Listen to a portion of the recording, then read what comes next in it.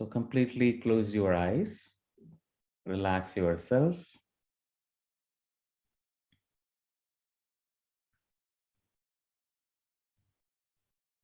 In this moment, first, I like you to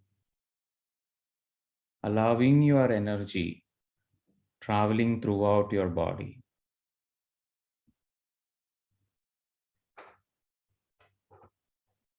Starting from your head all the way, allow your energy to travel throughout your body. Simply like a wave of relaxation, wave of attention.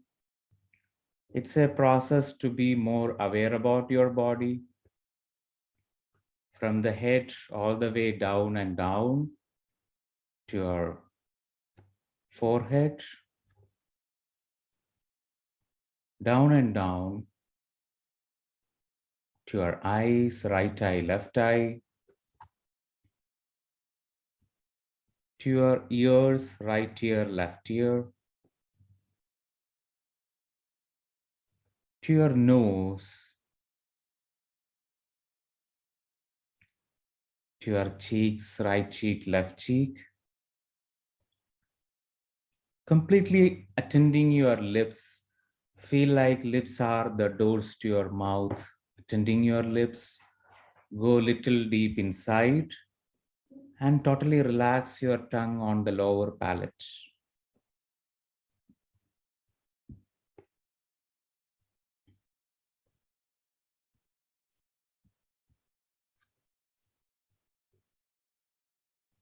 All the way down and down to your neck and throat area, shoulders and arms. Simply attending your right shoulder, left shoulder, right upper arm, left upper arm, right elbow, left elbow, right wrist, left wrist, right fingers and left fingers.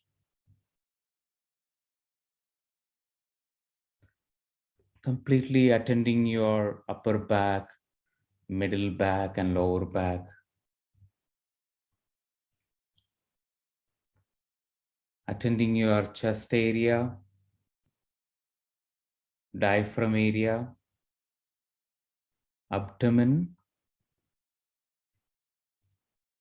all the way down and down through your hip, your buttocks, genitals, thighs, knees, calf muscles, ankles, and toes.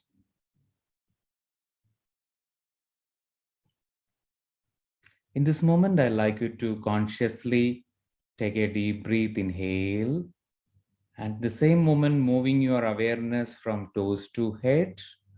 While you are exhaling, move your awareness from head to toes.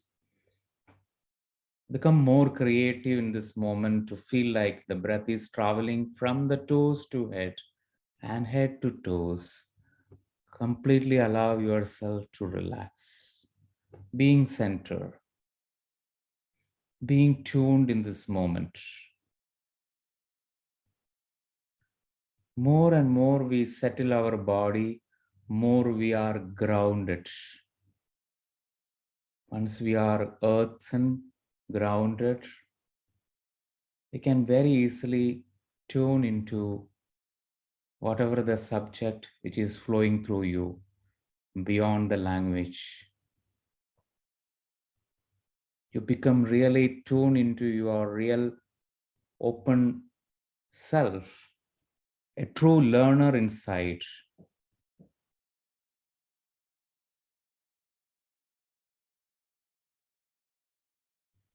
So more and more we allow our body to settle, more and more we become an energy.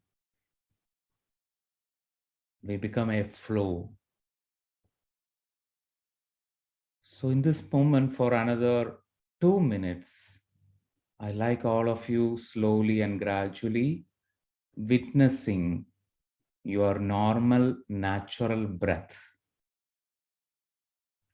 The breath which is so easy and effortlessly coming to you, and breath is leaving from you.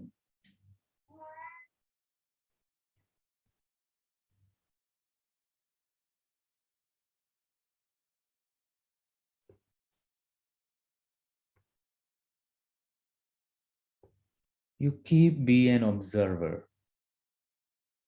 You can observe the breath in the gate of your nostril.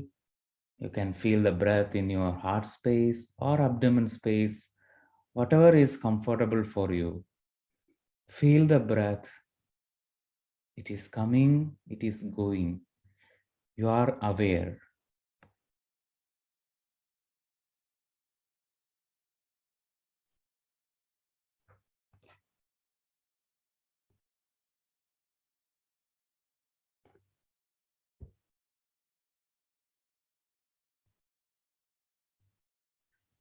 Each time you are attending your breath, you are slowly and gradually connecting your real energy inside.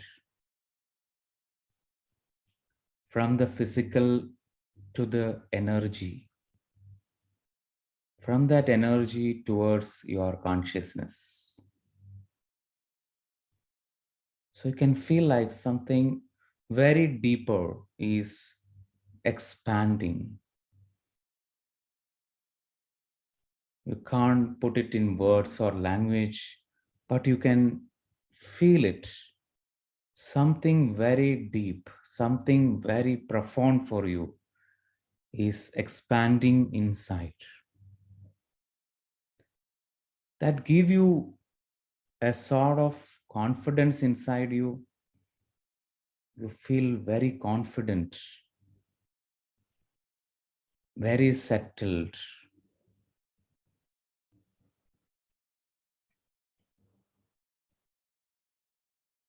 And more you focus, more and more you have a connection to the divine, the force which is a link between each and everyone, a force which is aligning every organ in our body, every cells in our body. We are completely settling in our right belonging place. For last 30 seconds, I'm just being in silence. You are only with your breath.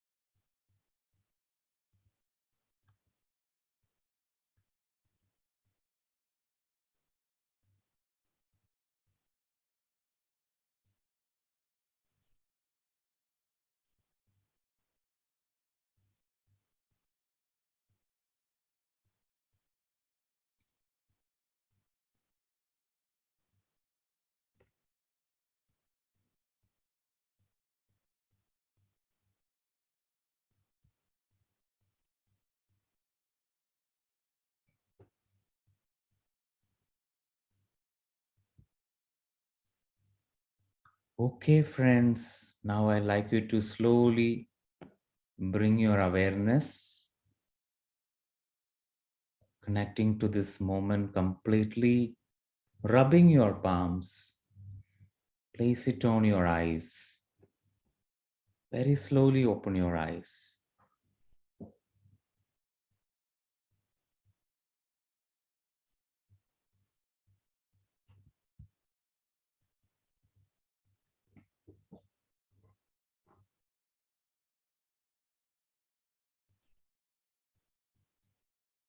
It's always good when you all unmute your video so that we can see each other.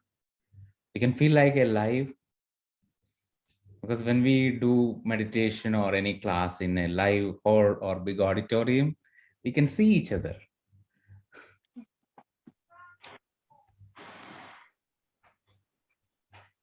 it's always good. You just unmute your video. Yeah. Yes. Okay.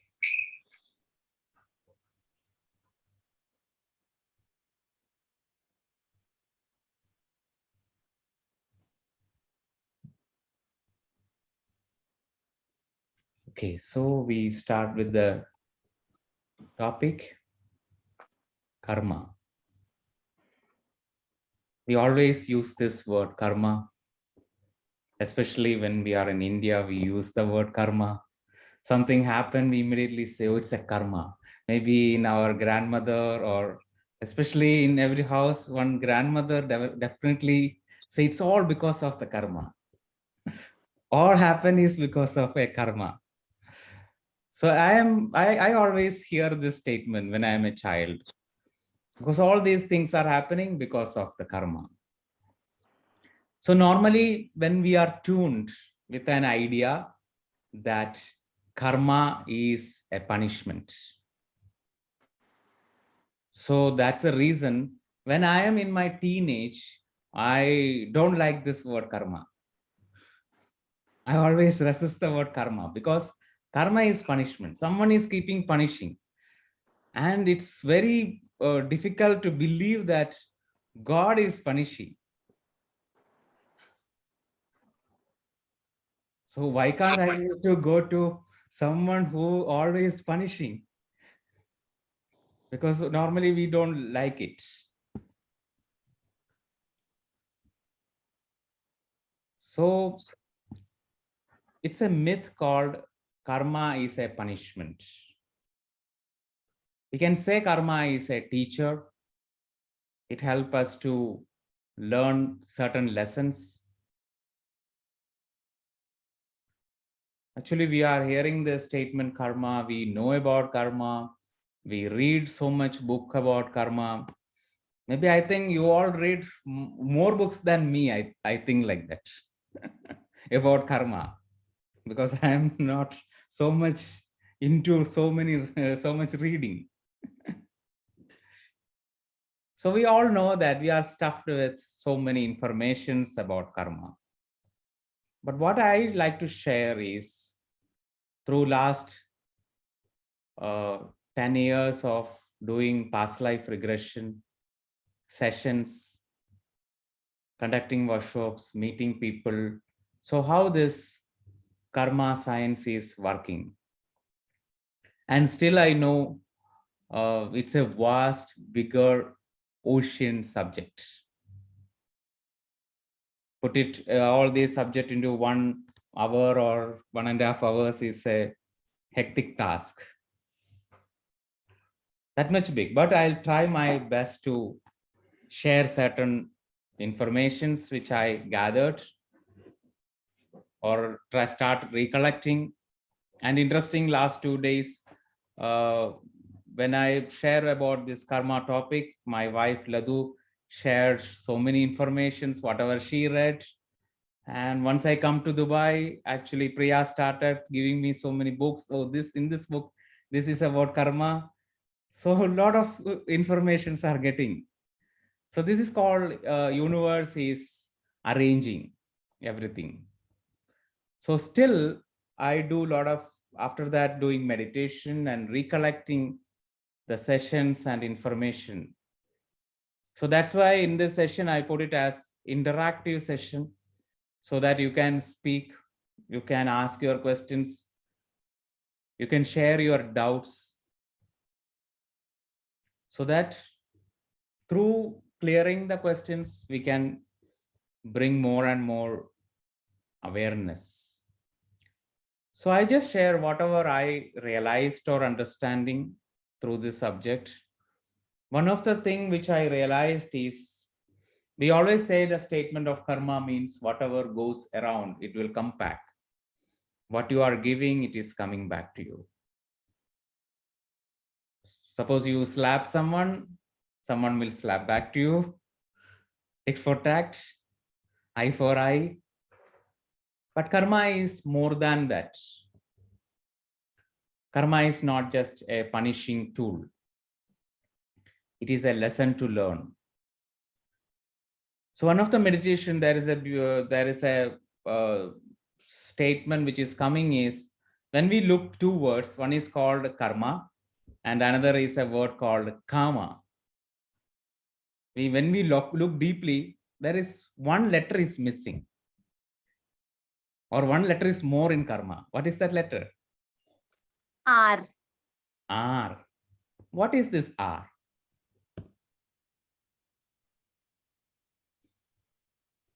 What this R stands for?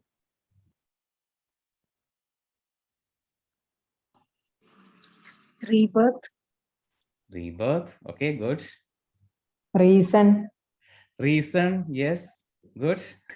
Realization. Realization. Yes. Reflection. Reflection. Yeah, for realization, for reflection, for reasoning, everything. There is one thing is very important. What is it? Remembrance. Yeah, definitely remembering. Even we need to remember. First, we need to take something. Returning. Returning. Okay. Rejuvenation. Yeah, rejuvenation. You all are telling the right answer. Receiving. All answers are right, actually. Releasing. Yes, that's also right. Rising. Rising, yeah. Resonate. Resonating, wow. Reforming.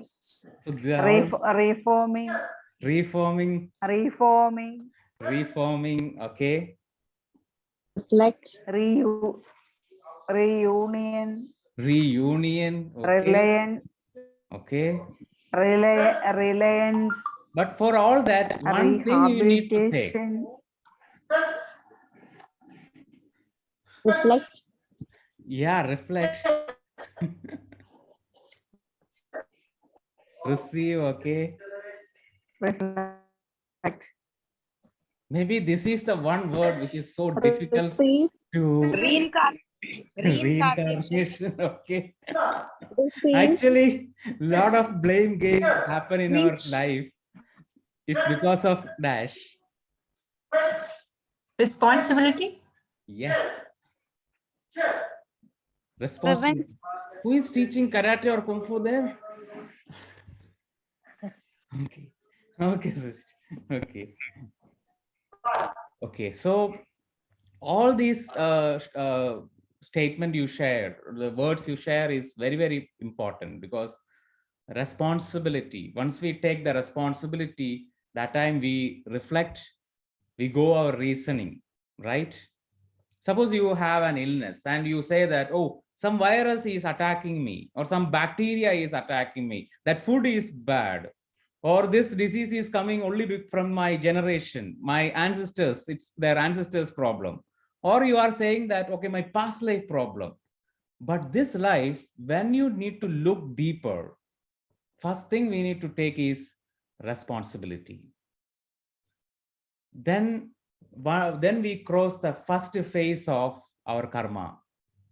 There are a lot of people, they are stuck in the first phase of karma. First phase of karma means we keep asking the question, why?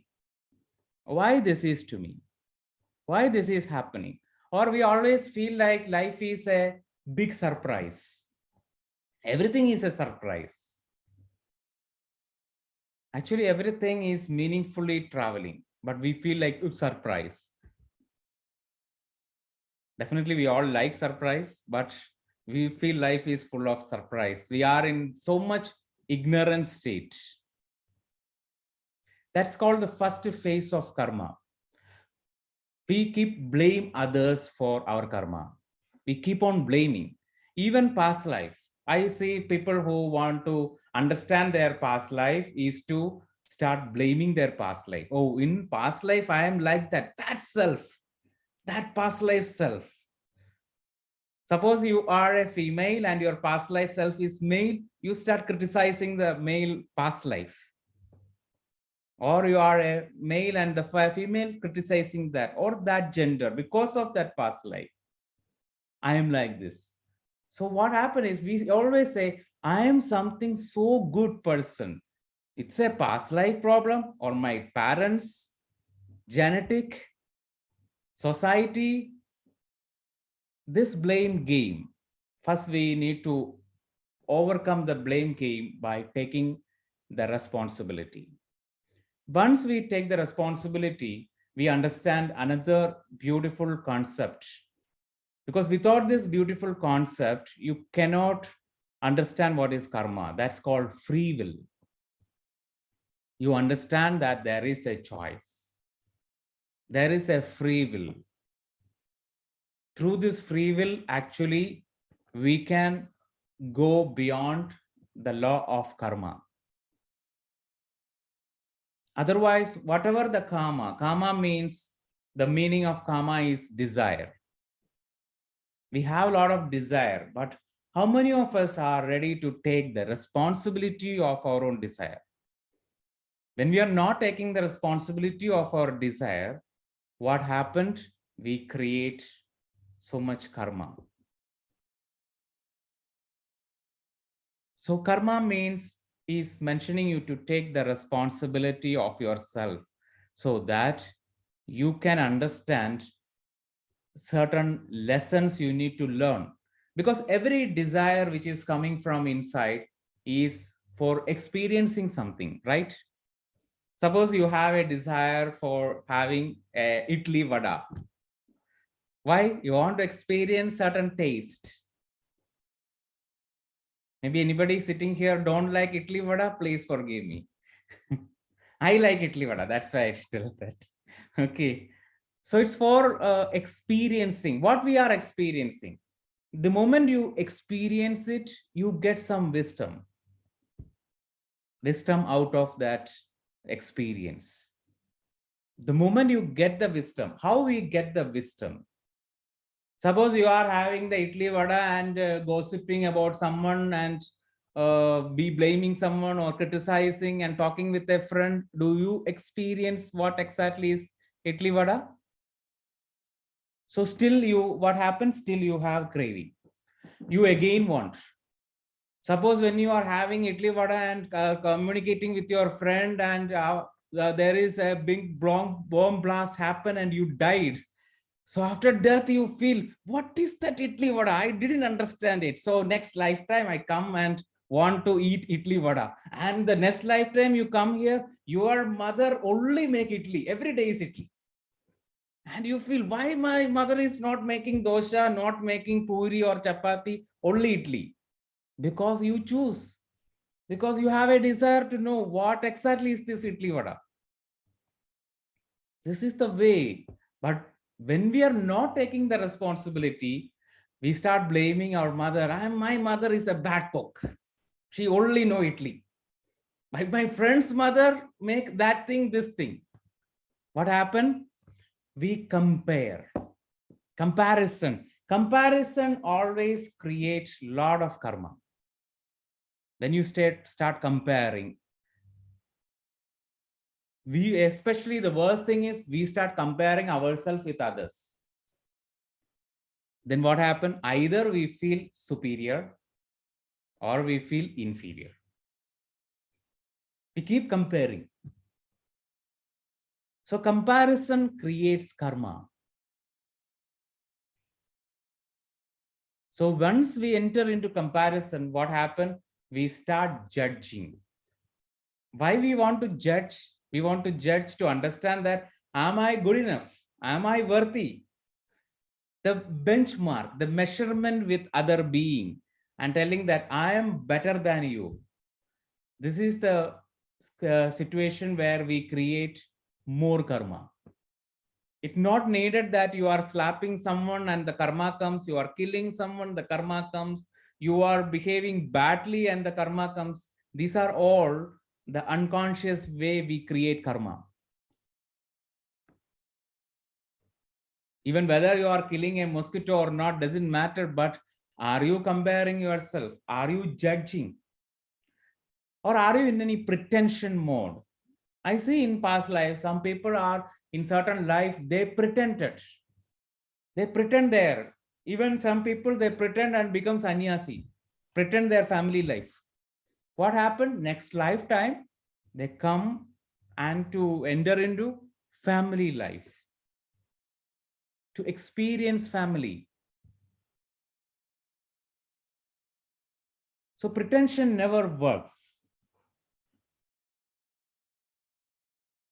So pretension creates a lot of karma. We need a lot of acceptance. But what happens when we start pretending? There are a lot of resistance come.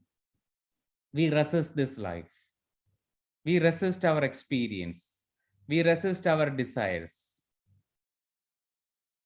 We need to be more aware. So my understanding about karma is for expanding our awareness. But interestingly, the same thing which help to grow our awareness sometimes trap our awareness. So first phase of karma is where our awareness is trapped with a lot of self-importance, that I am the very good person, all are bad. Whatever happened to me, it's because of others. That's the first stage. So most of the people who are in this first stage, I think they don't want to hear anything about karma, or they don't come to learn about karma, because once they started learning, this blame game is stopped. There is no space for blame. So normally they escape from such class when they are in the first phase, because they are here to keep on doing the same. And what happened in next life, maybe they come out from that trap. Even I'm not saying that you need next tomorrow you are going and judging someone. Oh, you don't want to listen, karma means you are in the first phase. I'm not telling like that. It's not to go to your home and judge your mother or father or spouse or children. It's not that way. Suppose maybe one of the person, your friend, you invite for this session and that person is not coming. Now you are thinking like, oh, that person is in the first phase.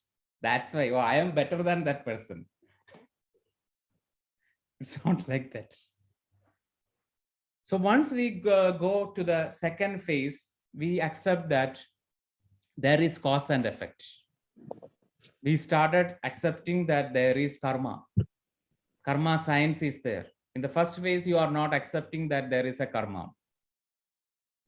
In the second phase, we accept that there is cause, there is effect. But what happened? We are in the vicious circle of cause and effect. We believe that it is something we can't come out. We are trapped. So normally when we invite some teachers, some masters in our life, or someone who can inspire you, a friend you with you, so that that person will inspire you. You are not in this fate. You just look deeper. There is some reason. So you started finding the reason. Then you reach to the third phase. Third phase of karma, you understand that karma means it's a big opportunity to learn the lessons. We can learn so many lessons, not in the intellectual level, the lessons from our deep emotional, physical, all levels. You understand the lessons by experiencing, through experience. You are ready to experience. So normally when what happened in past life regression sessions, we go back in that life and we relive the life. Reliving means relive. So we relive. So we travel through that life. From the beginning to end, all that moments we start exploring, especially explore the death moments. Then only we understand how much the death moments are valuable. Every moment is valuable. Every prime seconds are valuable. How this is created. So in the third phase, you understand that you are creating your reality, but still there is some sort of impatience there. So I'm creating so that I want to let go, come out from all that creation. So what happens? The impatience. Impatience is the another way we can create more karma. Okay. So now you are understanding that I'm creating the karma. So tomorrow onwards, okay, you go for a healing session with anybody and I want to get rid of all my karma with this 3-hour session. So what happened? You create more karma. Because how this karma is coming? Because I will tell you, interestingly, you go there with for example, you are going with a healer, you are going to a healer, or suppose you know someone. What happened after healing? You expect that you want to heal everything in one session. Nothing happened. You start blaming the healer. And there is a karma starting from there. You feel like I am betrayed. I am abandoned. That person is not given me everything. But are we ready? For example, I shared before about the idli vada. Okay, suppose your mother, when you born here, the first day, rather than giving you milk, start giving you 10 idli. Is it possible to eat? It's not possible. So everything which we want to grow, it comes to us slowly, gradually. So when we enter into the path to heal ourselves, it is really a journey. We cannot heal everything in 1 second or 1 day. Then this world is full of enlightened masters. Even lot of enlightened masters, they come several lifetimes. It's not to lose your hope. That's really a hopeful thing. Maybe someone will tell you that, okay, next life you are enlightened. Maybe you feel, oh, then I will come and meditate on the next lifetime. This is like a joke I heard about a Sardarji. Okay, a joke from the Sardarji. My brother used to share this joke because one Sardarji want a home. Okay, want to rent a home. So the person say, okay, there is a home near an airport. The only problem is every time you can listen this voice of this flight going up and down. So many noises are there. After 1 or 2 weeks, you become used to it. It's okay for you. Oh, after 1 or 2 weeks after, it is okay. Okay, then I will come after 2 weeks. This is the way our mind is tricking. So actually, it's a blessing. Even someone tell you, next life you are enlightened, it's a blessing for you. Because some person, they take so many years, so many lifetimes.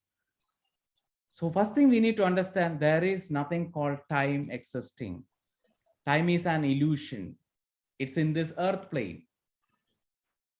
So every moment we are spending, everything we are realizing, very bit by bit, we are experiencing, then we really grow. So that means we need such patience for our spiritual growth. A lot of people I see, only because of the impatience in the spiritual growth, they create more karma. So be relaxed. It doesn't mean that you don't need to ask questions or you don't need to clear your doubts. Nothing like that. You need to be satisfied in yourself. And don't be jealous with others. Because this satisfaction only comes because jealousy is the another energy which can create more karma. Because we feel I am not enough. Or that person get. We don't know about that person's past life. I read about certain masters, they simply watch a movie and become enlightened. After I read that book, I started watching so many movies. Still I am not enlightened. So when we say, oh, watching the movie, that person get enlightened and I'm not getting enlightenment, it's not like. Lao Tzu is a master who just watch a leaf which is coming from a tree. The leaf is floating down, he become enlightened. Tomorrow you can go to the park and look, all the trees and leaves are coming, stay there, but don't be impatient. Maybe you are enlightened, may not be. I heard the story of Eckhart Tolle. He mentioned that after a long year of depression, He become enlightened. That after that, everyone want to say that I also have depression. Okay, so that I become enlightened. We need to drop all the trick of our mind to grow spiritually, because all these tricks create more karma, because we shift from our reality. Reading books, understanding the scriptures are all very important, but don't try to pretend ourselves, because pretension creates karma. There is always a joke shared by Master Dr. Lakshmi. It's a very interesting joke. Actually, in Taj Mahal, one lady comes to visit Taj Mahal from European country. So how many of you went to Agra? They know the nature of the auto rickshaw drivers. They go like crazy. Even when when we are standing and there is a small gap between two legs, they will drive auto through in between also, like that. So he is driving rashly, and what happened, this lady feels so much suffocated. So the lady is telling that, oh, please, can you please go slow? So the auto driver says, why you are so scary? All our physical body is nothing. Because in India we always talk that we are not the body, we have a body. Okay, it's all karma, everything we like parrot we are talking. So what happened? She says, what is happening to your body? This lady is really frustrated, but once near to the Taj Mahal, this lady get down from the auto rickshaw. What she did is she slapped at this auto driver. Immediately driver says, why you are beating? You are not the body, then what is going to happen? So it's not a thing which we need to talk. It's the thing which we need to experience, karma. We need to deeply observe. So for that, actually, we need to come out from the jealousy. Jealousy come out doesn't mean that tomorrow you are feeling jealous towards someone, immediately you need to suppress. It's not, it's an automatic motion. So being awareness, be aware that I am feeling jealous, and look what is not enough inside.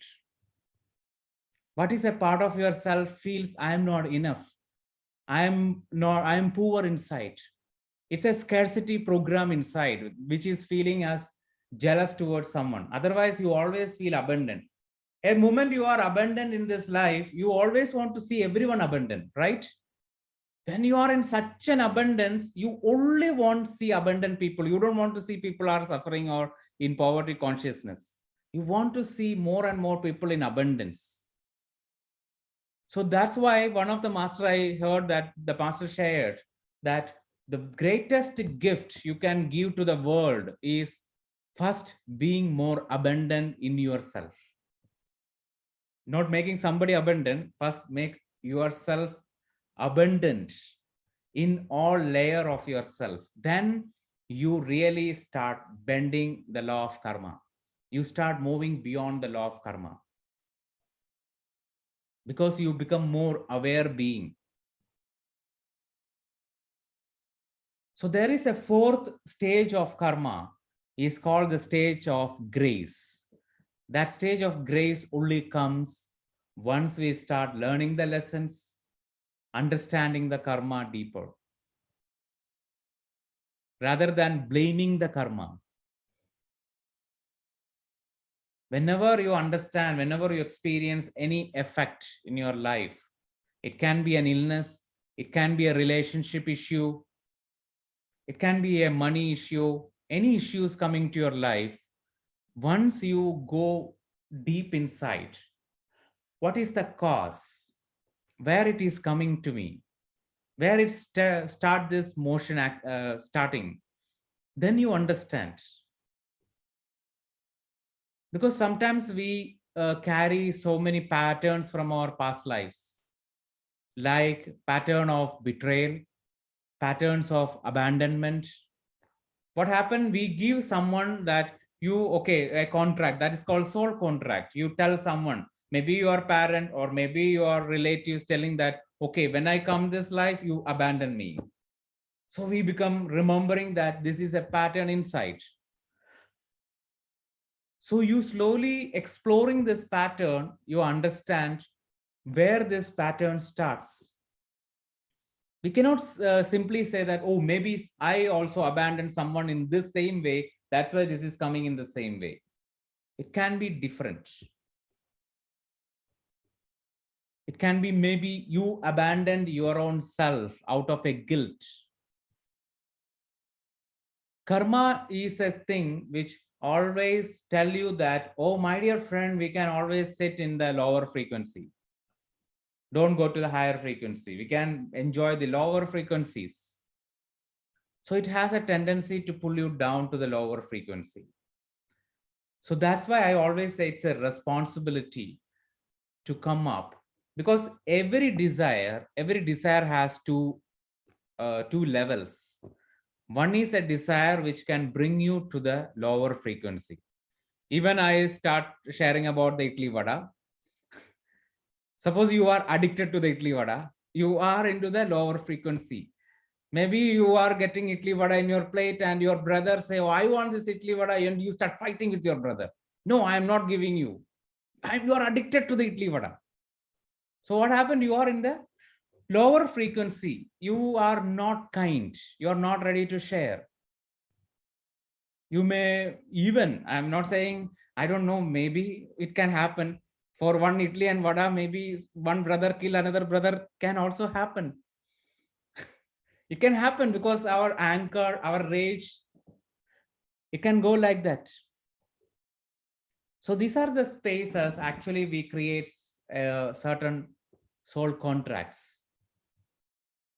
So more and more you understand. So when a person keep on triggering you, don't think that that person is a villain in your life. Maybe in the soul realm, that person is your dear one. This life, that person is keep triggering you to help you to come out. So we need to leave that triggering person, observe what is triggered inside, so that you can understand that karma cycle, karmic energy. The another thing which create a lot of karma is our expectations. So that's why even in Bhagavad Gita, it is mentioned that we need to forget about the fruit. Just do what you love to do. Keep doing. Suppose you are planting a tree, just plant it, just water it. Watering is your real enjoyment. Or every day you are looking at the tree and why this mango is not coming. I want mango, come mango, immediately. Then only I will pour water to you. No, you just enjoy. So that joy is the thing which can reduce lot of karma and help to accelerate our learning is joy. Joy, I'm not talking about your neighbor's joy, real inner joy. Okay, so be joyful inside. Connect to your inner joy. So keep on doing. That's why every master share that do what you love to do. Don't do what you hate to do. Do what you really love. Connect to your inner love. So leaving the expectation, even to leave anything, first thing is we need to be aware. Awareness is the key. Awareness is like a fire. Being more aware what is inside you, because there are lot of layers which are so hidden inside. So first thing, when you really want to come out from your karmical pattern, first thing is we need to heal one disease called I am a good person. I am always the good person. I'm the only good person. Being good syndrome. That syndrome actually trapped ourselves into karma. Because some lifetime you are a perpetrator, you are a villain. You know the Ravanan is a character who is in the very high post in soul level, very near to Shiva's place. But in earth realm, he is a villain. There are a lot of things, everyone, when we look deeper, also whoever play the villain role itself has certain dignity. So we can only observe what is inside us. It doesn't mean that tomorrow when there is a villain in your life, you are going to hug that villain. Oh, maybe you are that soul. No, you need to understand your emotion, because that's also actually you are really denying your emotion. You connect to your emotion. You connect to your feeling.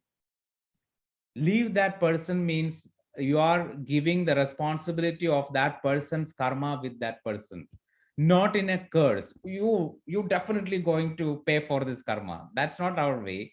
We just release it, leave it. For that, actually, we need to always heal our own self.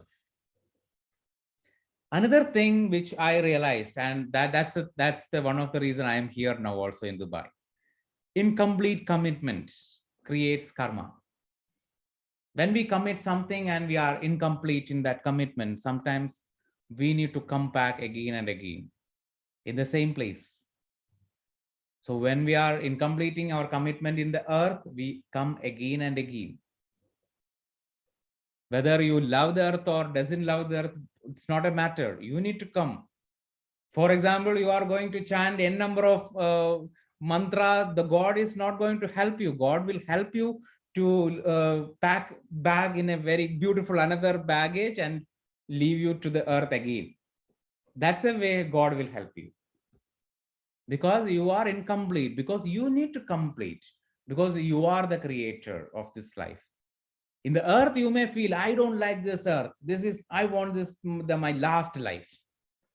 Then maybe you need to live here for 100 life. So better thing, start loving this earth. Start understanding that earth is a planet where we can learn the lessons because of so many contrast experience. When in this planet there is only love, we don't understand what is hate. Only black, we don't know what is white. So here actually white is there, black is there. That's why there are so many souls still in queue to born in this earth. We are already lucky. We are already reached. I know there are so many times we may feel like I don't want to live here, because I understand, because from my childhood, even my parents are good and everything is good, but somehow I don't want to live in this earth. I keep praying every day in the night. I pray that tomorrow morning, please God, give my age, like my eyes to everyone, my father, my mother, my brother, and take my life. Tomorrow morning, I don't want to be here. So when God listened my prayer, I'm not here, but I am here because God knows what to listen, what not to listen. Because the God is always our own soul. So that's why we come again here with the same drama, same certain things. So another thing is addiction, which create a lot of karma. Addiction means, don't think addiction. When I'm talking about addiction, immediately there are so many pictures inside your mind. Oh, addicted to alcohol, addicted to drugs, addicted to smoking. No, I'm not talking about that addiction. Very subtle addictions. That subtle addiction in the another name is called attachments. Our own attachment in relationships, in certain positions, certain possession. Even we hear about, listen certain stories about certain masters or saints who lost their danda. Some monkey will take their danda. Danda means it's something which hook like this, and holding means it help to alter our nostrils, altering the nostrils that help to open the Sushumna Nadi. So they use this danda. Certain masters use this danda in Himalayas also. So one monkey will take the dand and run away. What happened? This person running behind the dand and falling from a height. Then this person is angry. Why God do like this? God said, you are attached to this dand. I am not in this dand. When you want to realize me, you look within you. Don't depend on the dand. Sometimes we depend too much on anything. Suppose I am saying, depending on this laptop, depending on the electricity. It's not depending. We can be gratitude. We need to be so grateful to all the resources, all the people in our life. It's not a dependency game. It's not that it's because I am weak, so I want you. It's a very mutual thing. First thing we need to always understand certain soul contract is like a mother and child. A lot of soul contracts. A lot of people doesn't understand that soul contract and simply judging outside, commenting outside. What a mother is doing, mother is simply ready to give milk to the child. So only thing the child is doing is to just receiving. There are so many relationship in this life we can see like that. One person is giving, another person is receiving. So the giving person's friend go to that person and say, oh, you see, that person who is receiving is taking advantage of you. But not realizing the truth. Why this contract come? Certain contract is to learn certain aspects. At the same moment, the moment that aspect is learned, it shifted into another dimension. So don't listen this judging game of anybody around you. And don't judge. Because in this life, we always create so many things to judge. Judging creates more and more karma. So less judging is important. And another thing which create a lot of karma and not work on the karma is a belief that I have no karma. Suppose you don't have karma, you don't have such feeling inside. Understand? So when you feel like I don't want, it's like I know everything. I don't want to learn anything. I know everything. I am super intelligent. I am the great person. These are all our ego is telling. When our soul is communicating, soul always has that quest to learn more, because always there is upgradation, updation, always updation. In the mobile phone, we all do this updation, right? Go to a system and update to this 0.0, 0.1, 0.2. But we need to update our own self, our own consciousness. Why we think, okay, all these learnings, all these years, I attend that, I attend this workshop, I learned this big book, I already read Bhagavad Gita 10 times. Still, 11th time when you read, you get some more deeper wisdom. More you read, more you go through. Some people ask this question, I heal this issue, but again and again this issue is coming to you. Why? Because there is so much learning.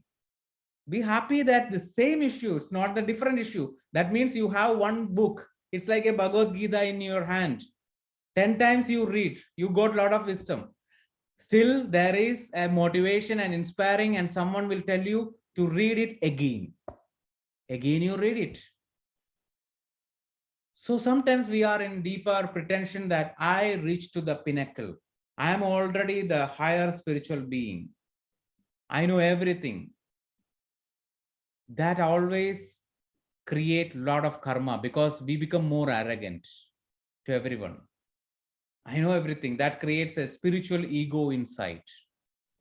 Material ego is easily dissolvable, but spiritual ego is very tough because it's very subtle. We can understand, because spiritual ego person normally judge others. I'm not saying the judgment which you are talking, maybe for a joke you may talk the judgment. I'm not saying that tomorrow you are not talking something. We also talk something like that. It's for a fun. I'm not saying like that. Judgment is the inner feeling. Okay, if somebody is going down, you feel inside that, now how is it? Okay, you said that crying is not needed, and now you are crying. So I am great than you. This feeling which is so subtle inside us, you be aware about it. Nobody is going to see this. That is called spiritual ego. Nobody can see your spiritual ego. Only you can see. That's why even material ego, anybody can see. Anybody can tell you are possessed with something. You are attached to this. You are materialistic. Anything can tell from outside. But your spiritual ego, you can only see. Maybe some of your masters can help you. Some of your very deep connected person can show this spiritual ego. But when you are ready, only you can come out from this. Otherwise, you create another ego. Okay, today you will point this. Tomorrow I will show you how you are going to down. So when you are selecting a master, be ready to face your spiritual ego. Because there are sometimes we need to shatter like anything. I have that experience because I have a spiritual ego. When I start my journeys, it's in an inferior level. It's not in a superior level. I'm not authoritative to my subject. I prepare everything. I have a session with my Guruji in Andhra Pradesh. So that time what happened, I'm so obedient, I'm saying, and I'm ready, I'm so in okay. So I'm not authoritative to my subject. So what happened is I tell about in this cell, maybe I learned something and I shared the cell, and the Guruji with everyone, a lot of people are there. He immediately said, this experience you are sharing is not going to happen with me. He's really shattered me. So what happened? That time I didn't understand, but I strongly there and I say, yeah, it's for you. It is not right, but I am talking to these common people. Something immediately coming through my mouth. What happened? Immediately come to me and hug me to chop my inferior ego. My inferior ego is not ready to accept that I can teach. I can share because I always feel I am not enough to teach. So that time that Guruji shattered in front of so many people. So this way, actually, when you say that, okay, you are my teacher, you are my guide, you are the mentor, and next moment that person is going to trigger you or hit you, then you feel, I don't want this master. Then you create karma. Because you choose. When you deeply choose, there are a lot of people I say, I feel like what that person's want, I want an Avaduta master. I read a story about an Avaduta master. I think it's a group, I can openly share that story. One lady, that lady go to the Avaduta master and said that, I am ready to give you anything. Please give me Brahmajnana. So what this master is telling to that lady is, okay, then you remove the hook of your blouse. I want your breast. This lady become angry. How dare you are? You said you are ready to give everything, so give me. This master really check the ego. She is not ready, and he is not giving this Brahmajnani. He just left from that place.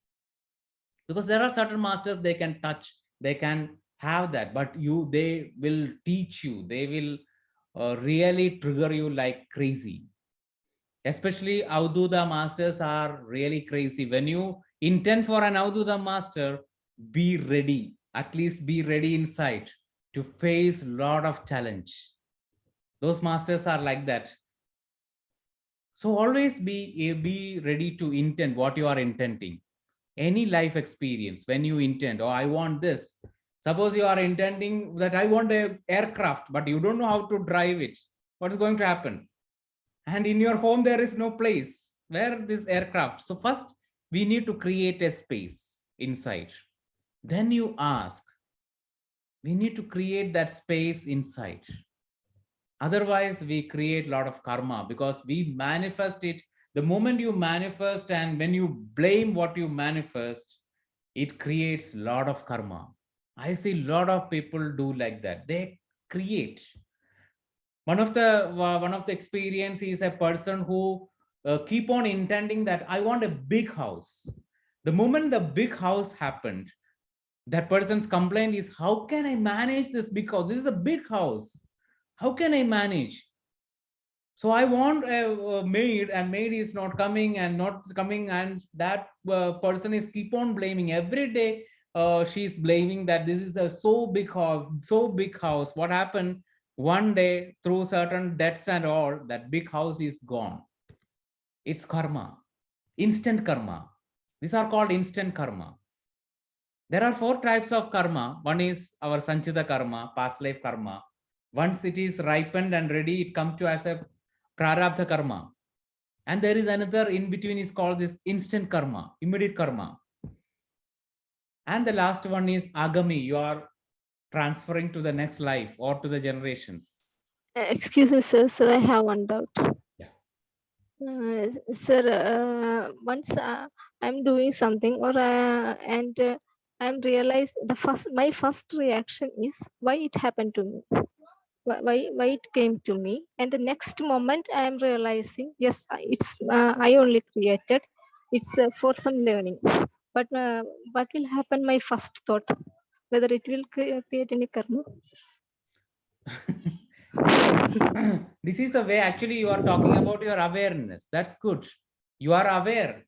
We always travel through all these phases. Sometimes we are shattered with certain experience. I'm not telling that tomorrow, I'm not asking the question why. Maybe I'm shattered with certain experience. The sudden first question is why? So I understand that, oh, I am in that first stage, surprise stage. So I'm not respecting this karma part.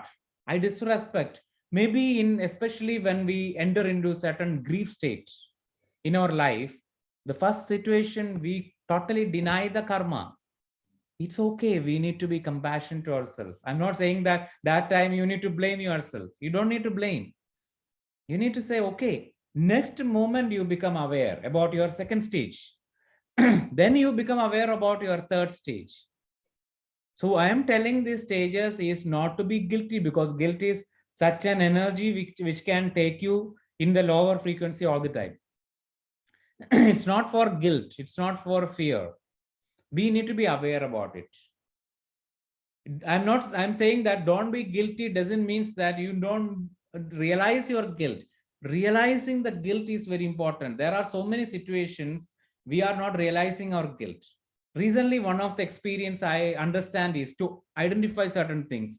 When you have a hidden or unidentified guilt inside you, it is so difficult for you to sleep.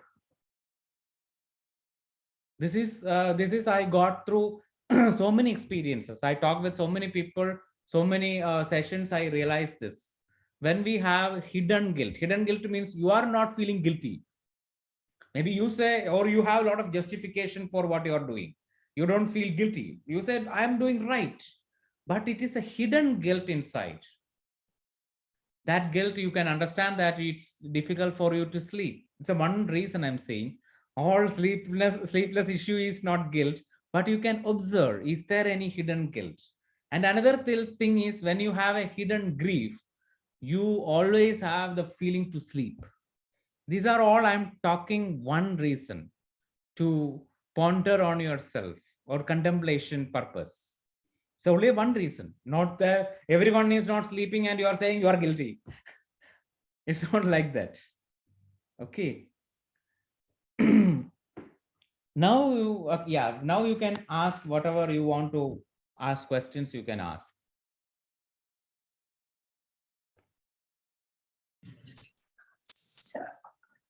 Sir. Yeah, yes. Yeah, can you hear me?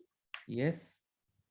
Okay, so suppose I'm feeling jealous on some person. Okay, and I understood the reason that, yeah, I'm having something is lagging inside me. Because of that, I'm having jealous on that person, maybe at the workplace or something like that. So then once I understood, what will be the next step? It's like my mind or my energy itself, it will do something to overcome that, or after realizing that, what will happen to me next? Actually, yeah, first thing is you already realize that, okay, this is our poverty inside. This is not enough feeling inside. Then you need to work on you. For example, when you already undergo any sessions, or you are already meditating, you can easily ask this question, like, where I really drop this abundance in this life. For example, suppose you always feel like, I'm not looking good. Okay, I'm not talking about you, I'm just sharing an example, don't take it personally. Suppose we have a feeling that I'm not good looking, because I always see a lot of people, even I feel, wow, this person is looking so good, but that person is sharing that I am feeling my skin is not good, my face is not good. This Feelings are there. It's a feeling inside. Okay. So when we see someone outside, we feel jealous. Oh, that person is so handsome. For example, if I am saying that, oh, person has big muscle or big beard or big that, because that I don't have. Okay. So, or big height. So where I dropped this, then I check that. I understand that this is a lack inside. For example, if I, from my childhood, I want to be a height like Amitabh Bachchan, but all this, whatever I do, nothing happened. Maybe my cousins always go like this. I feel inferior. I have that feeling. That's why I'm sharing that. In my college days, I have that feeling, but now I don't have that feeling. Okay, now I can easily appreciate Amitabh Bachchan or anybody who has height than me. But in my college days, I feel it's not enough. I always have jealous towards people who have big height. So what happened? I go back in time. I ask this question where I drop it. Not in my college days. Once I enter into this path, I ask this question where I drop this, where I drop that I don't want that height or that big figure. Then it helps us to connect to a past life or that memories of our past. When you are a beginner, always you need a facilitator to help you to find this past lives. When you already a healer or someone, you can, through your meditation, you can help. Sometimes your dream help you. First thing always I share is intent. Once you realize that this is, I am feeling I am not enough, second stage is you intent. When you intend, there are a lot of ways that help come to you through a facilitator, through a therapist, or through a healer, or through a teacher, or through any ways it will come to you, or through your own meditation, it come to you. So first thing you already get it, identifying my issue. Second thing always is intent for a healing. Intent for a healing definitely help you to reach to the right healer also. We cannot always ask who is the right healer. How can we find a right healer? Because I learned in my college, one of my mathematics sir, he is the first rank holder.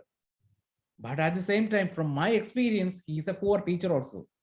So how we cannot judge that, oh, first rank person can teach better or this person. No, we can intend. Maybe a person who don't know the mathematics can also help. So when we intend the right person, this right person always coming through our own frequency level. So in that way, the healing is possible. And sometimes some karma is also resolved through certain healings. So that's why in one of my, I read a book. In that book, actually, there is a person who is reading the aura, who can read the aura, who can read the past lives. So a lady want to do an operation. That lady come and meet this psychologist or psychiatrist, and that person say that you go and do that operation. You don't need to, because you have the power inside to stop the operation. But when you go and do this operation, this is the time you can heal a big karma, because you all select in the karmic plane, because this person is a clairvoyant. That's why this person help. So certain things are happening for the purpose of clearing certain karma. So we need to be so open. Healing means healing our own karma. Okay. I talk a lot about one question and so many answers. Okay. Yeah. Thank you, sir. Thank you. Sir, let me know more about our hidden grief. Who is? 1 minute. Hidden grief. Yeah. Okay. Suja. Yeah. Once more. Yeah. Yes. Yes, Suja teacher. Yeah. More about Hidden grief. hidden grief. Okay. For example. It's causing. Yeah. For example. Yeah. For example, very hidden grief is you want to achieve something in your life. Okay. Very simple thing I'm telling, not about Yes, anybody's death or anything. Very simple grief is you want to achieve. For example, in your 10th standard, okay, you want to be the topper. You have that desire. But somehow through certain situation in your family, you are unable to be the topper.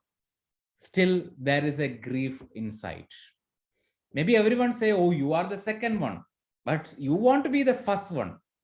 You get second one, say you be grateful for this, you already get it. But what happened? There is a hidden grief inside. You need to connect to that grief. Otherwise, what happened? Whenever you see someone in the top, the jealous will come to you. You want to pull that person down. You have that tendency that I never allow anybody to be the top. It's a hidden thing. Hidden working is happening. Our energy will pull that person down. So better thing, we need to work on our defeat consciousness, which is working as a grief inside. So this is also a way of grief. Or another way of grief is, suppose you are a very spiritual person and your father or mother died. Only because of the spirituality, you didn't cry. And you put so many justifications and feeling like, oh, my father go to the Vishnu Loga and my father and Krishna, they are dancing, they are playing, they are enjoying. And so many dreams come about my father. They are so happy there. But your grief is there. It's become hidden for you. Because you experience a loss. Whether your father is happy or doesn't happy, it's not going to affect what you lost.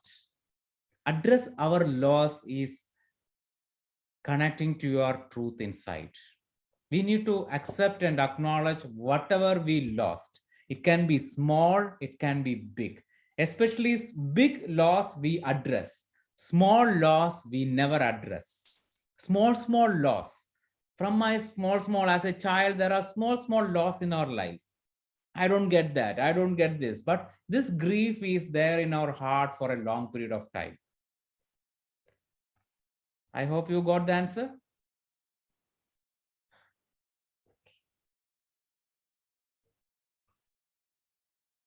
Anybody have any questions you can ask? And anybody feel like time is over, they can leave also. Don't stay Can I here ask? and create karma. Can I ask? Yes. Arundhati. Okay. Yeah, that's Okay. thank you. Digital hand. Okay. The two questions. One thing, my guru, I think I have referred about him so many times, Mahapirava. Okay. Reading about so many stories about my guru. He had a lot of disciples. So he asked them to run here and there for conducting so many Annadanam and so many purposes. We will think why he's so not cruel, why he's making the disciples so many problems, because to go to such a distance and arrange that thing, this thing. Then somebody asked like this. So Guru told that while doing all these things, your karma is getting dissolved. While doing all these physical activities and engaging in such activities, unknowingly or unconsciously, your karma is getting dissolved. It is only for that I am doing such giving such engagements, difficult tasks for them. That's one thing. Then I was doing so much pujas, going to that temple and this temple for Charu's marriage. So it is also a hidden fact that he says that while doing what should come, it will happen only in the specific time. But doing all these things, you are taking pains to get up very early and going a long distance and going to worship in that temple, or doing whatever you are being suggested by somebody or something like that, your karma is getting dissolved. That is the main thing. You are much involved in spiritual activities and your karma is getting dissolved. So can you give more clarity on that aspect? Yes. This It's concept. a very, One very thing. good, interesting question, actually. Okay. First thing we need to Then one yeah. more question I have to ask. Can I ask and you can give the answer? First I So what answer is- this, then you ask the another question. Yes. Otherwise, Yes. too many Thank you. questions. Okay. Yes, thank you. Yeah.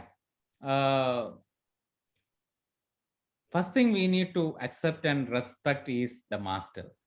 When the master Yes. is saying that dissolve the karma, it's absolutely right.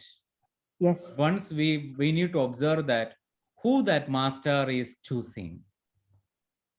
Because I heard about a lot of masters, they are not choosing everyone to do all these things. Sometimes Yes. they tell to other people that you have to do certain other things. You go outside.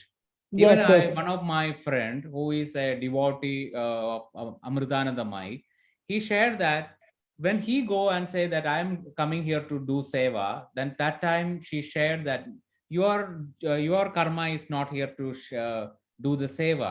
You have to travel the world. You have to inspire so many people. Through that, you are resolving your karma.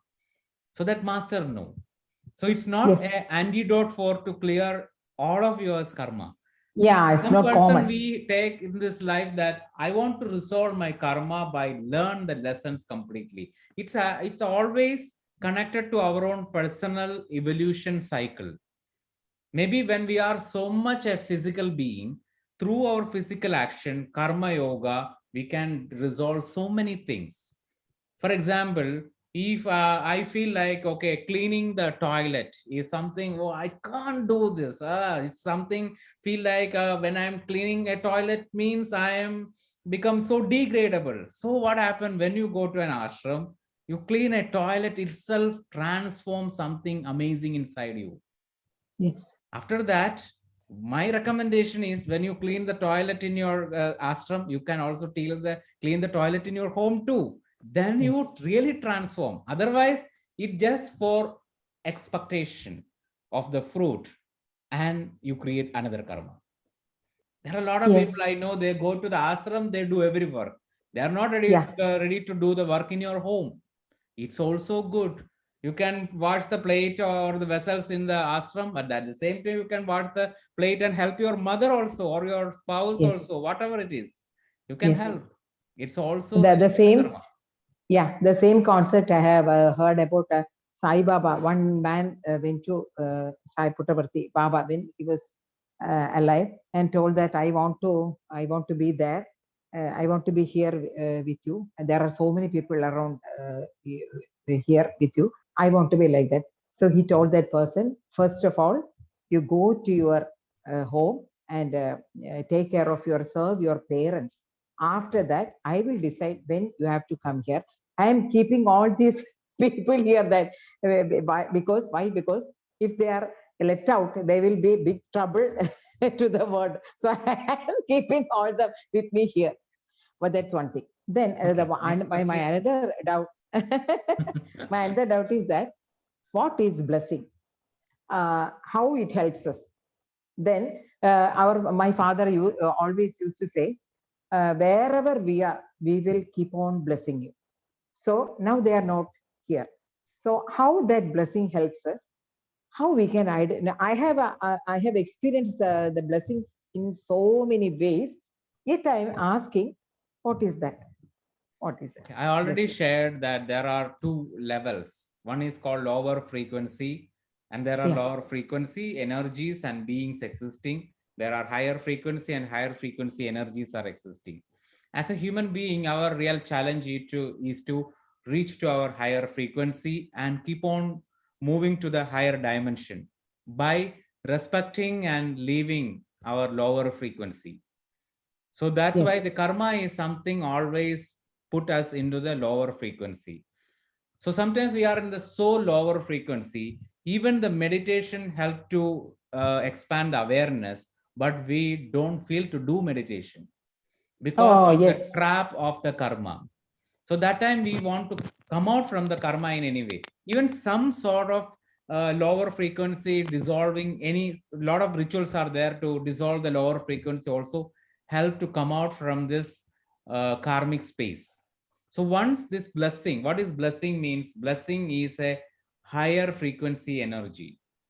So you are blessed means you are taking to the higher frequency so that you can see your karma, you can resolve it, you can learn the lesson, you can align with our purpose.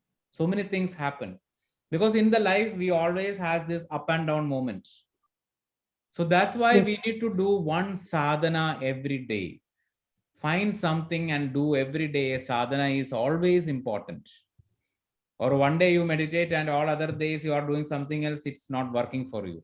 Every day Yes. you need to take one practice and do, which bring more awareness to you. The purpose Yes. is to become more aware. It's not the purpose that of meditation is to see some colors or see some, Yes, not that yes. purpose. The real higher Exactly. purpose is to expand our awareness.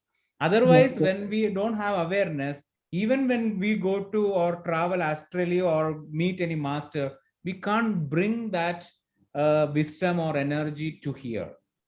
For Yes, that, we yes. need awareness. More we have awareness, more is our energy.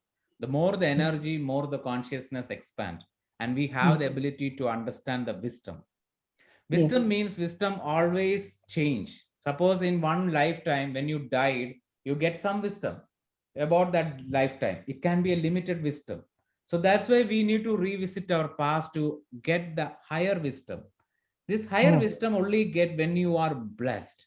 So blessing is something very, very important. Blessing doesn't mean it's not an excuse for not doing Yeah, yeah. meditation or Yeah. not our sadhana. It's not an excuse for any of our sadhana or any of our responsibility.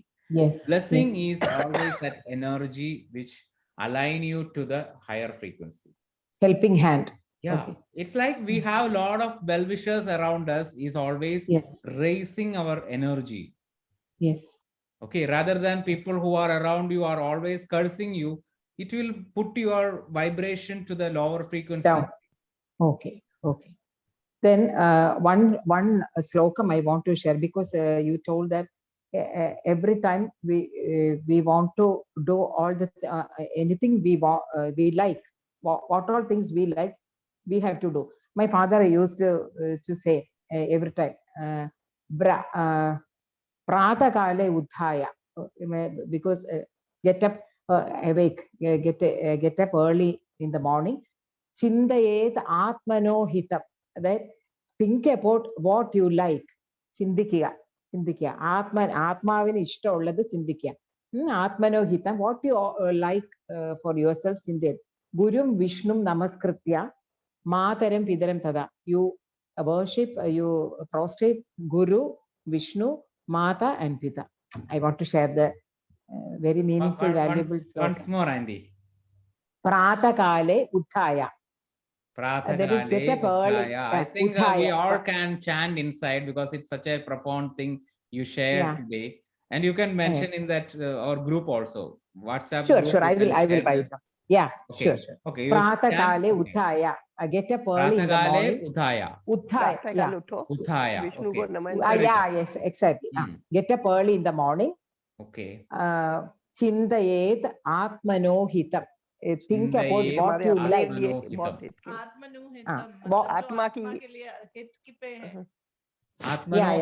you really love to? Yeah. Hitam, because your soul's wish, soul's like. Yeah. Okay. What you like, because we like what you want. That is the soul's liking. Because Chintayet atmano hitam. Gurum Vishnum namaskritya. That in namaskar when you prostrate or worship Guru and Vishnu. Then Mataram Pitaram Tadha. Like that. Then Mata and Pita. Okay. Okay. Thank you. Beautiful. Thank you. Okay.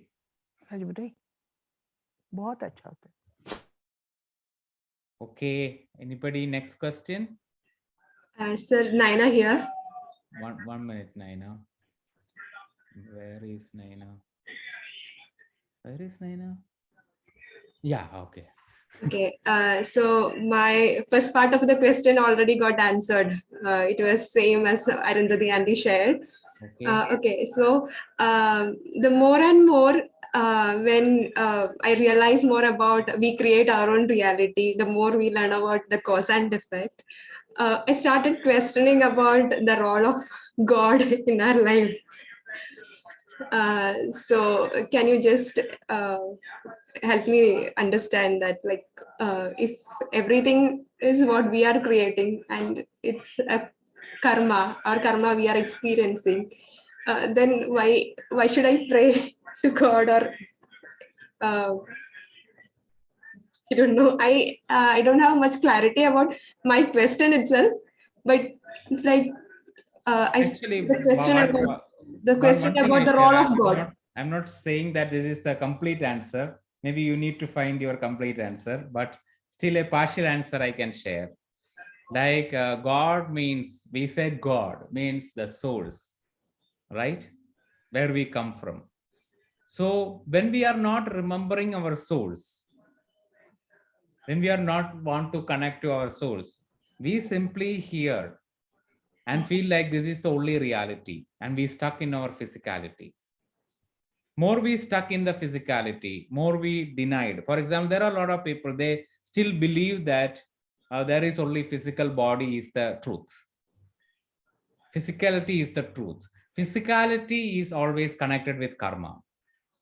More you feel only physicality is the truth, more you are in the karma. More you start understanding there is energy, there is subtler things. Those subtler things help you to really connect to the God, whether the name is God or source or Brahma or whatever, all that is, or whatever the name, because it's not a place where we can say name, because even your name is Naina, but I am calling you another name also, you are ready to listen me, right?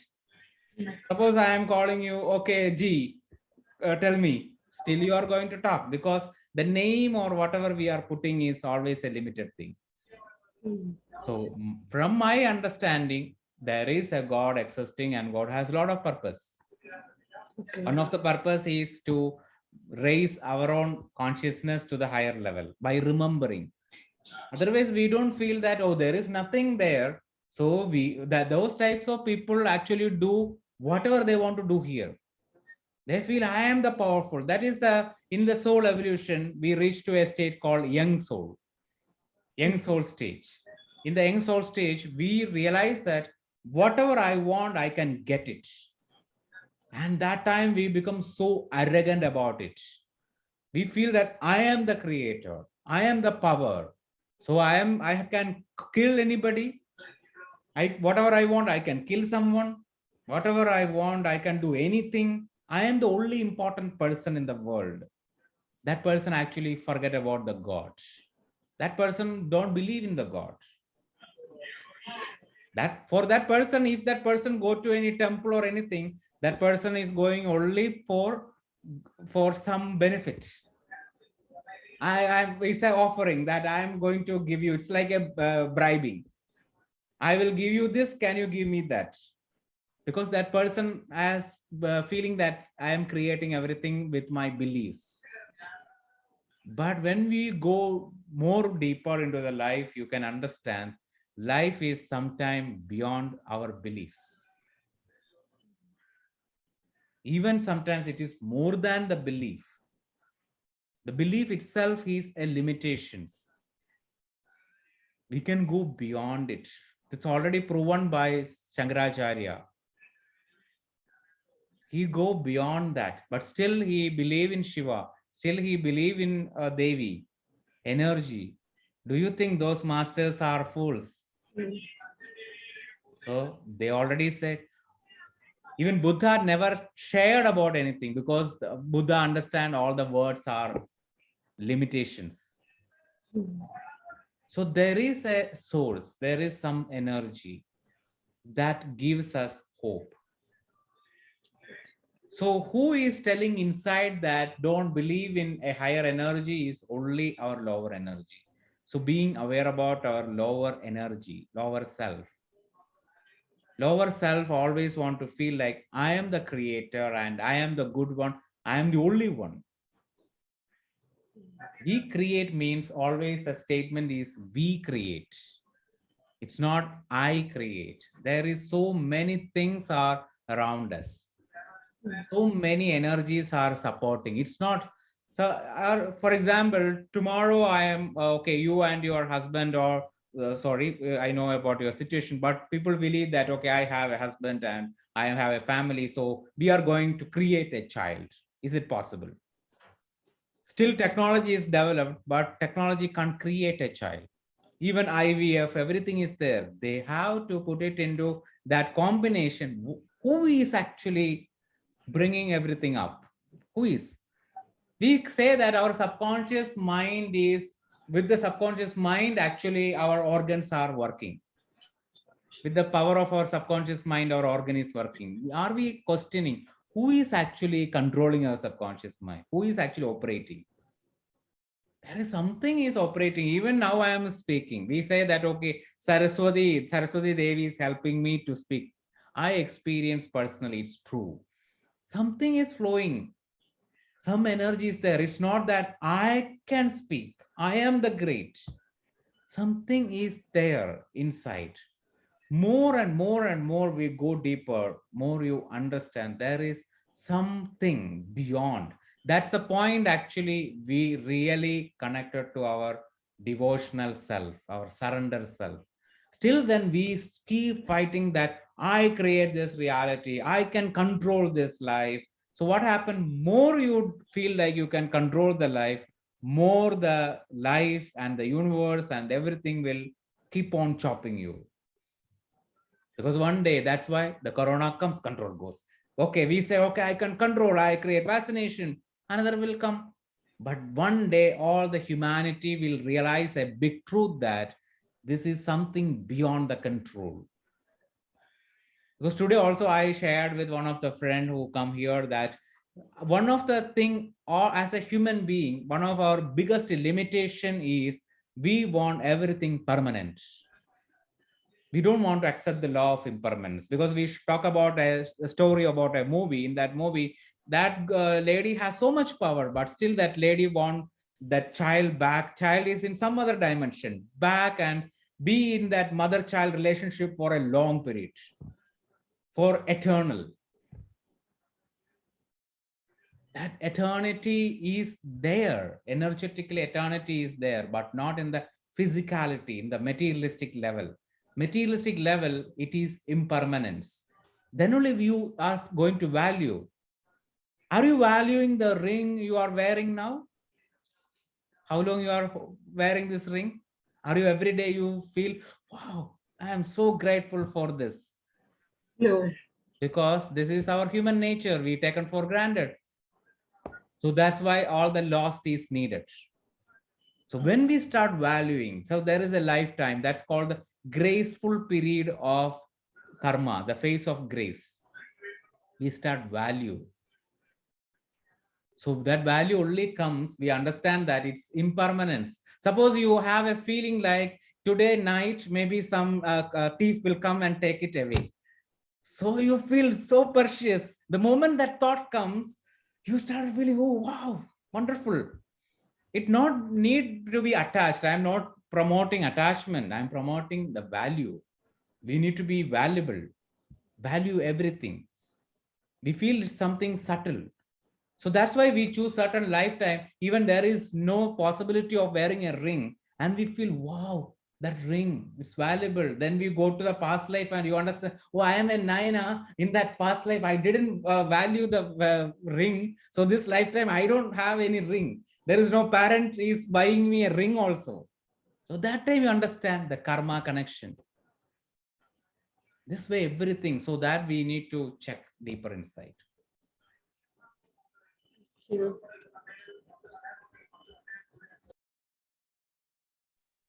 Sir, Yes. can I ask? Sir, I have a doubt. Who is? Hello. Yeah, Poonam. Okay. You are Hello, also- sir. Sir, I wanted to ask if whenever I'm doing guided meditation or say anything inner child work, whenever I start my meditation, I immediately go into trance. So I don't hear anything that is going on outside. No words I can hear. I'm always in trance. And then last, when the meditation ends, I come back. So how will I do the inner child work or anything, any guided meditation? I'm unable to do. I'm putting the intention that I should be aware. I should be awake. I should hear everything, but I'm not hearing anything, sir. So now what should I do, sir?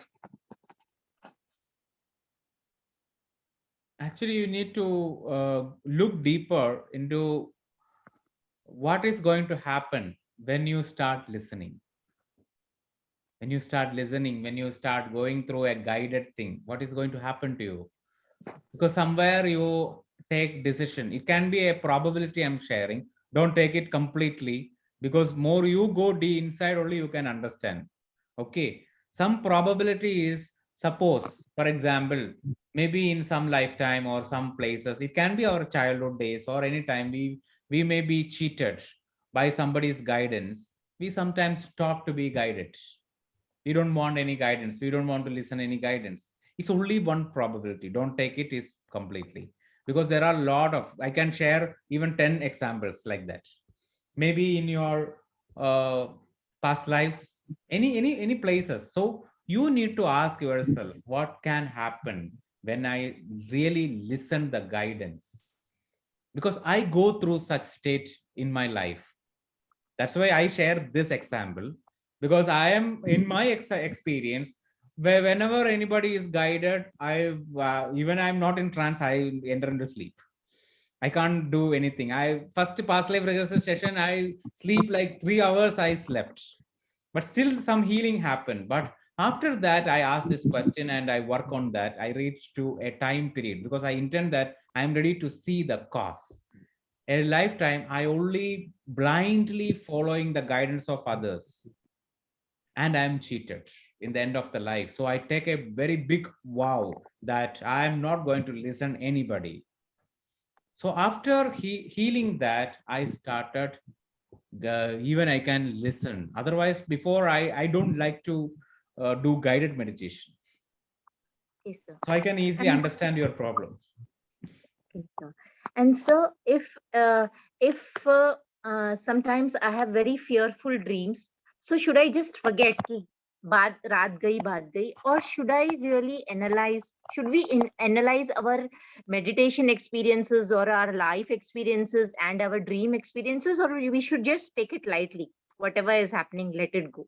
What should we? What do you First think? thing is you need to take it lightly. That's always important. We need to take everything lightly is important, but at the same moment, take it lightly means take it more playfully. To learn something, first thing from my understanding, we need to take things very playful. Then only you can learn, even your dream or your past lives. When you want to learn it, don't take it very seriously. Okay, It's sir. only my understanding. Maybe for some other person, they can only learn when they take it seriously. Okay. If you Yes, feel sir. it is lighterness help you to learn, make it light. But at the same time, if it's possible, you write down as a journal and you intend a person to interpret, or you can start interpreting, because nowadays there is a big science called dream science. There are a lot Okay, of person can help you in that by interpreting the dream. Even my wife can help you by interpreting the dream, because Okay, she is sir. into that the dream interpretation. She like to interpret the dream, and there are Okay, a sir. lot of healers existing in QLU. One of the person I know is Rajesh sir. He interpret dream in a very good way, but you can intend it. So I already shared that when you intend, you reach to the right person, Okay, so sir. that help you. And sir, can we take past life sessions online? Are they helpful online, or one-to-one is more Yeah, good for online us? one-to-one sessions we can do. Actually, we can do We can do, no, one-to-one. sir. Yeah, one-to-one session we can do. Yes, because I need to heal many issues, so I have to do PLR sessions, sir. So I was thinking that I have to do, but online, is it? I didn't know that. Is it effective online or not? Yeah, it's effective. First, you find what issue you need to address. Second thing, always I recommend intent.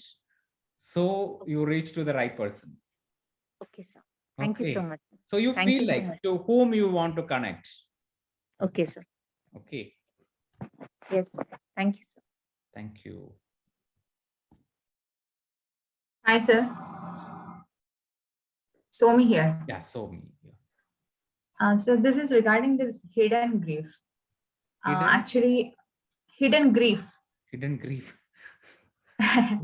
I've been healing on one of my physical issue, and I've got connected to my childhood memory when I was 2 or 3 years of age. So my mother was undergoing a lot of mental agony that time. To be frank, my parents were on the verge of divorce that time. So what I did was like I knew that I had taken all her grief within me, all her karma, all her grief, and see, now I'm experiencing that right now in my body. So it's too much for me to handle, and I've been healing this for last 2-3 days. And I remember once you told me how to hand over the karma back to grandmother. You told me once. So in that way, I tried to hand over this karma. I understood that this is my mother's karma. I've been trying to hand over back to her, but I'm not able to, I'm not able to get myself completely out from that. So what can be done, sir? Like it's Actually, first thing you need to release that. First thing you need to heal that part of yourself which go through certain disturbance. Because you already shared your parents are in the verge of divorce. Definitely, as a child, you may experience some disturbance. It may be very small or it may be big. That doesn't matter. But even it is a small, you need to address that part because there is some void happened. Only with that void, only we are ready to absorb somebody's energy. So first we need to heal the void. Otherwise, you can't give back because you feel empty inside. Even when you give back, you feel, oh, I'm empty, I'm nothing. I feel scared. So what happened? That void again want this back. So first you work on your void. Once the void is healed, it automatically help to release. Then that process worked. how to work on that void, sir?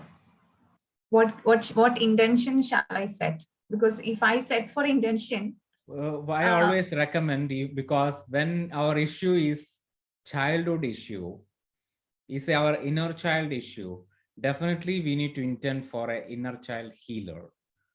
A healer who already work on her or his own inner child. Because once a person heal the inner child can only help you. Because it's nothing, it is a thing which we cannot easily handle just by doing something. We need some facilitation is needed. I'm not able to, because I'm feeling that whole grief, the moment you said hidden grief, I'm experiencing that on my body. So you intend for an inner child healer. Inner child healer means you intend that a healer who really heal his or her own inner child. I want that healer. You intend. So universe will arrange for you. Second thing is patience. Be patient, because all healing only happen because it's with impatience we always reach to, maybe we are not reaching to the right person because we manipulate something.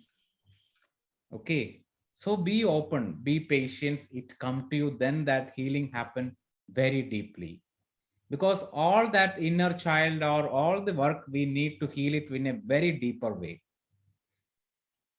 because it has such profound effect in our karmic space. Okay. Thank you. Namaste, sir. Am I interfering in between Somi and Robert, sir? One minute. Who is? Hello. I am Suja teacher, sir. Digital hand. Suja teacher. Okay. Suja teacher. Your real hand. Okay, thank you. Yes. Yeah. Yeah. Yes, sir.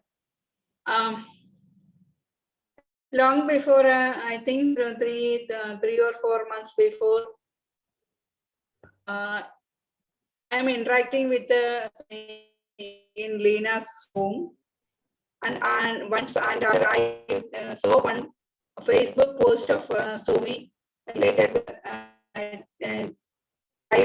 your voice is not clear. Suja teacher, your internet or something is not working correctly. Okay. Okay. Now can, sir? Now can you hear me? It's not clear.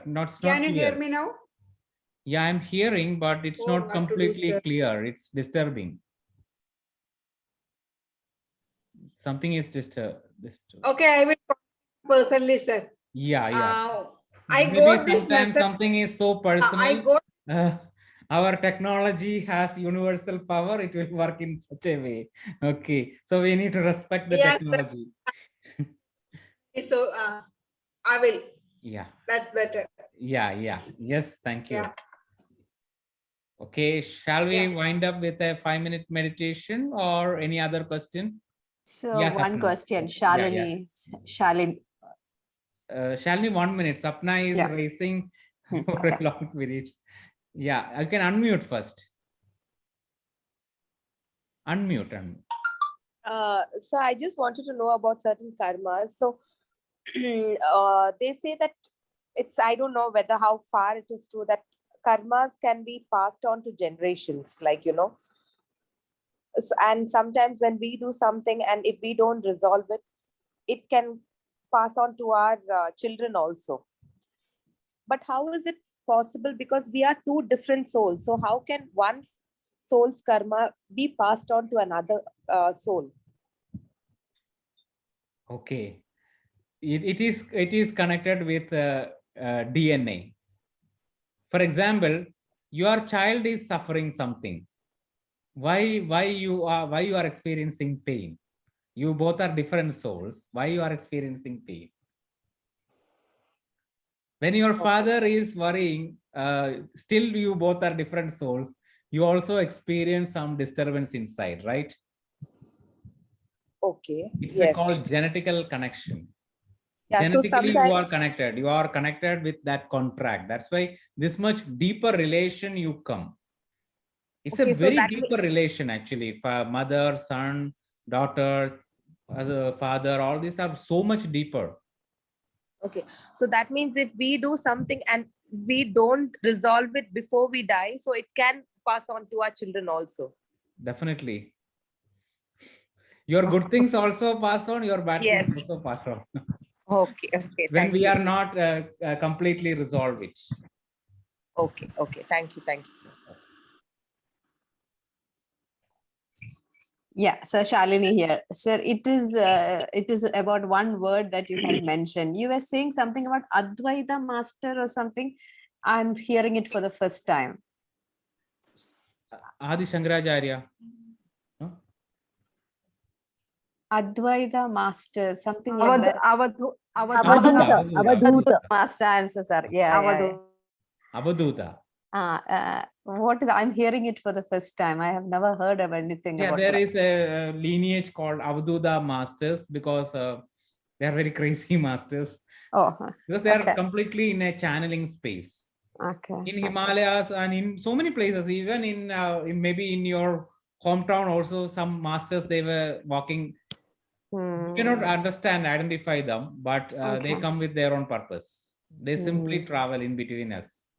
Okay, Avadhuta Maybe master. in a time period you connect to those masters.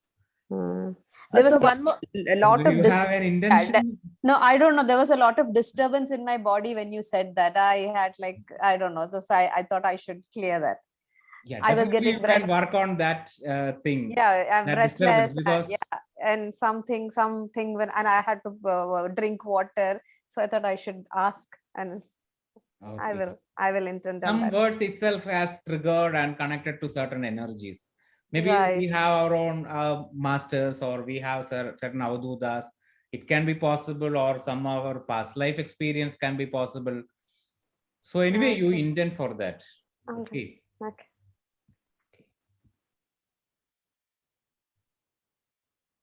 Okay, finish.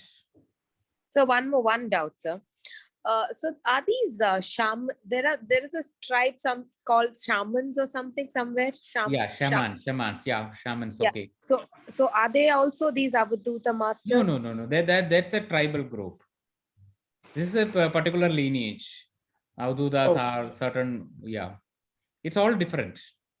Okay. There are so many stages actually in the soul evolution, and one of the another stage is called Avadhuta stage. There is a stage called Pujari stage, Avadhuta stage, middle path stage, that is Buddha stage. Buddha is at the middle path stage. So what exactly are these shamans? Shamans are the very long tribe group in Amazon forest. They are existing. They have a lot of different They are Ways to heal and energetically very connected or something like. it's a tribal group actually, with a lot of they have their own lot of ways to heal things. They are very yeah. much connected to the nature. Yeah. Okay. Okay. Thank you, sir. Yeah.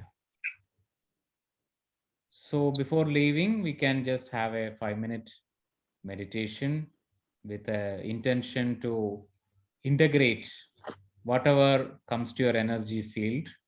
So just close your eyes.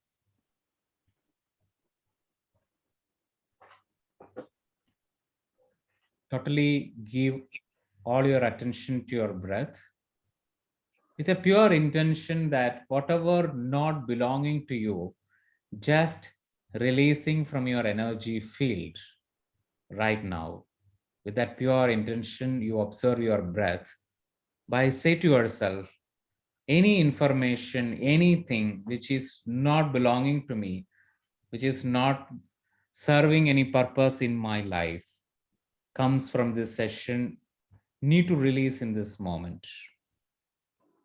And whatever is so helpful for me, please integrate into my energy. So you feel so lighter inside, you can understand, because definitely in all sessions when we talk and everything, some energy which we don't need it. So you can intent and observing your breath. Every breath you are observing, feel like the breath is coming to you with whatever you really needed. And every breath is going out, taking away what is not needed for you. It can be information, it can be an energy, it can be an emotion, it can be a thought, it can be a doubt, anything in this moment with a pure intention. Observe your breath. The breath is coming to you. Come with so much fresh energy, help to integrate what is needed for you. And after integrating, the breath is going out, taking away what is not needed, which is releasing. Just observe for another 1 more minute.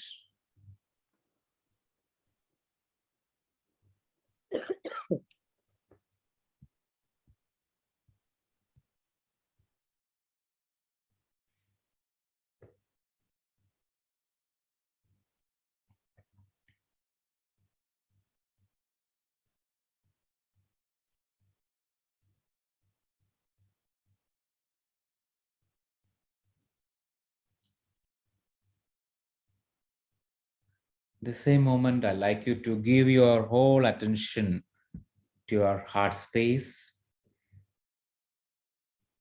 More and more you connect your heart space.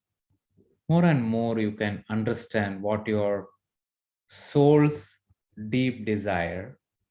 We already heard a slogan.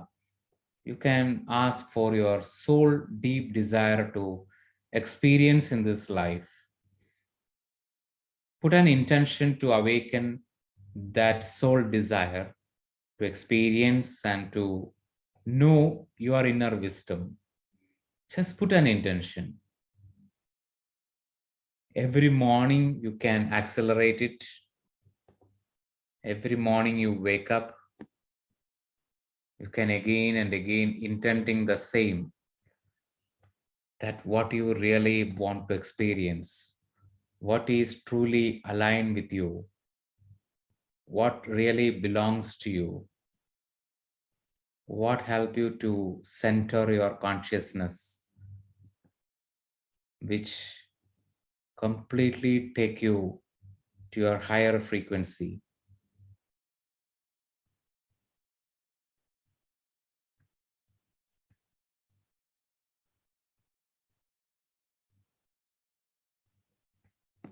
So intend for your soul wisdom to let go all the judgments, pretension, resistance part of you, impatience part of you, any part which is unkind, any part which has a comparison nature, just intend to let go.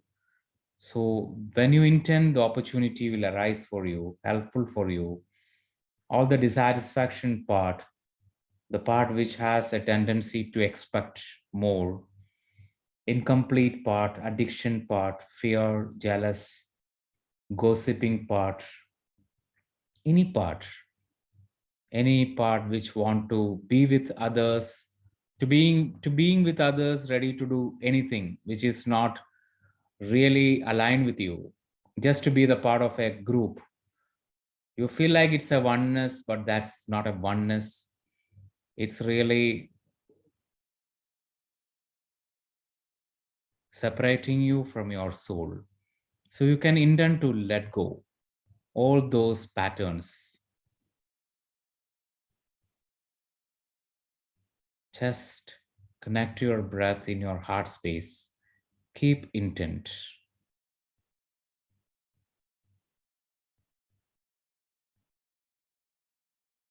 Last 30 more seconds. With this pure intention, slowly help you to align more and more. And every day, you slowly and gradually experience all the 4 layers. Like the beginner layer of ignorance, you can understand it, you can catch your awareness. And the second layer where your acceptance to cause and effect, you can know it. And the third layer where you can learn your lessons, you create it. And the fourth layer of grace, detachment. Detachment always comes with lot of awareness. So last but not least, in this moment, before opening your eyes, intend your soul awareness in each and every day of your life and decided to do one sadhana. It can be a very simple, whatever it is, do one sadhana every day.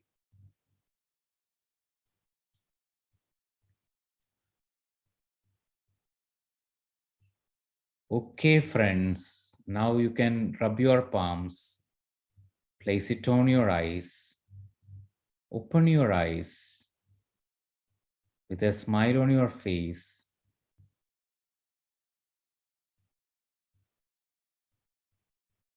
And today onwards, you decide, it's of every decision, because my master, Dr. Newton, always share, because whatever we communicate, he shared that life is nothing but a decision.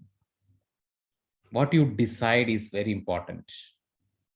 So your decisions are important. So today you can take a decision that from the karma, moving to the karma, before jumping to the karma space, you can catch your responsibility.